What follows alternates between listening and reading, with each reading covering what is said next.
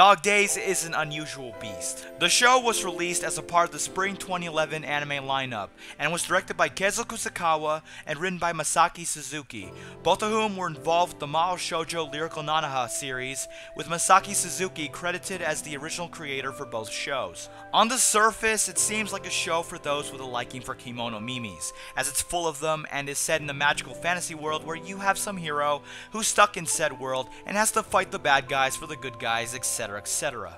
With the exception of the dog and cat people that fill the world itself, it should have been same old same old. What it ends up being is a show with a very unique concept under its belt, featuring a world that's good on the eyes, but has ultimately flawed execution when it comes to everything else. The plot is pretty simple. Dog Days is mostly centered around our protagonist named Shinkyu Izumi, a half-British boy who during the last day of middle school before summer break is transported via an interdimensional portal into the fantasy world of Flonyard. There he meets a princess named Miliore Firiano Biscotti, or Millie for short, current leader of the Biscotti Republic, who are waging a war with the Galette Lion Army, led by Leon Michelli, Galette des Rois, or Leo. We find out that Millie summoned Shinkyu because of his athletic skills and offers him to become the Biscotti Republic's hero in order to turn the tides of the current battle being waged. Shinkyu agrees to become their hero, and this basically sets up the rest of the series. Shinkyu meets other characters like Ricotta Elmar, Eclair Martinozzi, Leo's little brother Gull, and among others. He also learns more about Flonyard, fights, and you know what, you get the idea.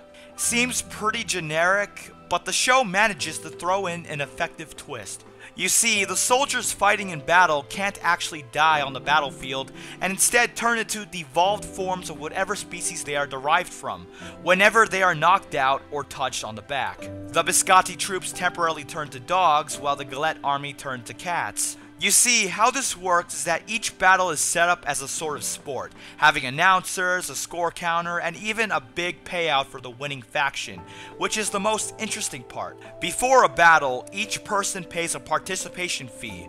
The money is then added up into a reward purse, with the winning team taking 60% of the reward, while the losing faction takes the rest. The money earned is then used to expand, pay servants, etc. etc. What makes this interesting is that these battles tie into each faction's economy, being that the faction that wins the most is going to have the better, more thriving economy. It's a concept that keeps the show from being completely generic, but unfortunately, it's a concept that is barely explored. We never see how much losing battles can really affect anything.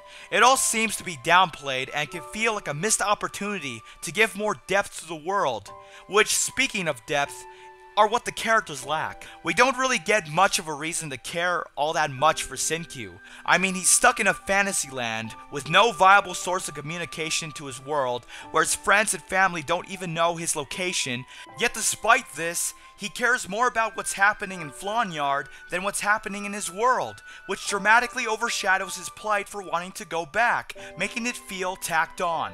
Sure, we get some backstory where he competed in an athletic competition and ended up losing, but this only served to simply give a reason why Shinkyu never gives up and all that crap we've heard a million times. Hell, it doesn't even do much to serve as a sort of reminder of Shinkyu's own humanity, that he's not perfect and will at some point fail. Our hero, ladies and gentlemen. Never give up! Millie is only there to serve as the typical girly princess and love interest for the protagonist, with the only real twist being that she's a pop singer.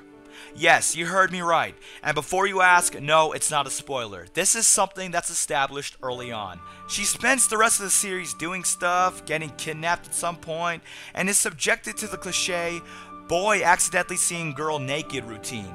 Cause you know, seeing 14-year-old girls naked is hilarious. Leo is, to be honest with you, really, really hot. Yeah, I have a thing for Nekomimi, but aside from being the really hot chick of the show, she plays the role of former friend before becoming enemy, but not quite. She really isn't the antagonist of the show, which I will discuss later, and she might even be the best character, to be honest. since when she and Millie were little, they were practically like sisters, and even now she still cares for her well-being. So we can't even find a real antagonist in her, and you even end up feeling that she's really cool. Then you have Eclair, who really just serves as the typical I will never lose to you character, who just so happens to have a hint of affection toward our protagonist. Rikota is a lolly researcher on magic who throughout the series tries to find a way to bring Sinkyu back to his world. Then Leo's brother Gall comes into the story at some point to give the impression that he's the antagonist, but then turns around and goes, nope. And really, those are the characters that are worth mentioning. Therein lies one of the problems with Dog Days. The cast just isn't very good. With the exception of Leo, the main characters are just bags of potential that end up not being completely filled, making them feel as though they are just there to do whatever they are meant to do. The rest are kind of unimportant as you barely get to know any of them. You won't remember this guy or this chick or any of them for that matter. But there's another problem, and it's that the show doesn't have a clear antagonist. Even in a fantasy world where soldiers don't really die in battle, there still has to be someone to be against. But just when a potential candidate for this role comes around, they never follow through. And when the show does get real, and we do get the closest thing to an antagonist in this show, the resolve is so anticlimactic that it might as well have never happened at all. Another problem with Dog Days is that it never truly knows what it wants to be. It tries to be a show that doesn't take itself seriously, but in the end, it just doesn't work.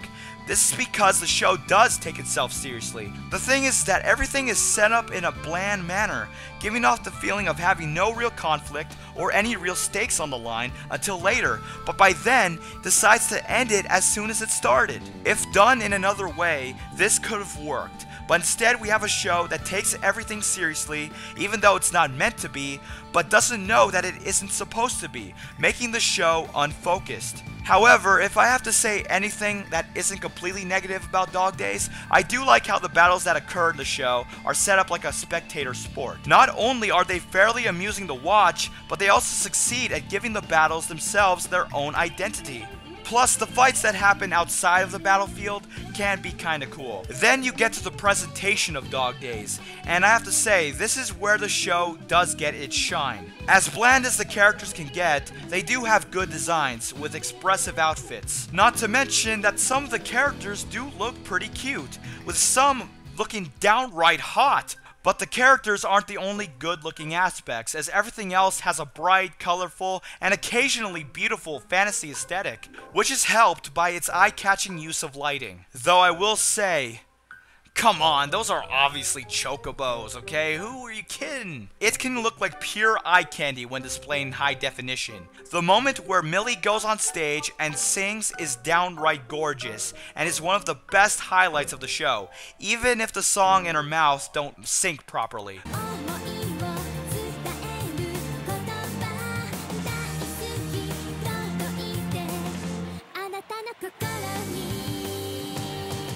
Though, speaking of music, the soundtrack doesn't quite hold up as well. Sure, it isn't terrible, but it's mostly generic and entirely forgettable.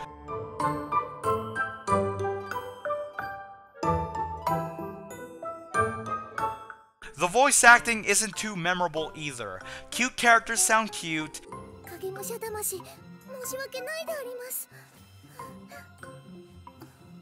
Tough characters sound tough.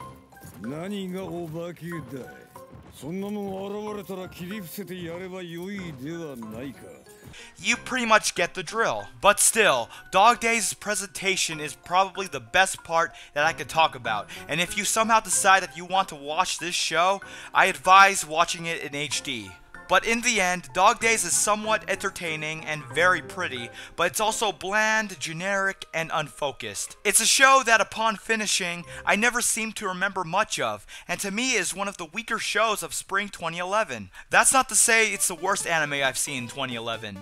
Trust me, I've seen worse. And I guess I can recommend checking out an episode to see what you think, but ultimately, Dog Days was a show with potential that was never lived up to. Now, with the second season of Dog Days coming out as a part of the summer 2012 lineup, I wonder if it'll fare any better. And yes, I will be checking it out. But until then, I give Dog Days a Shizune Hakemichi.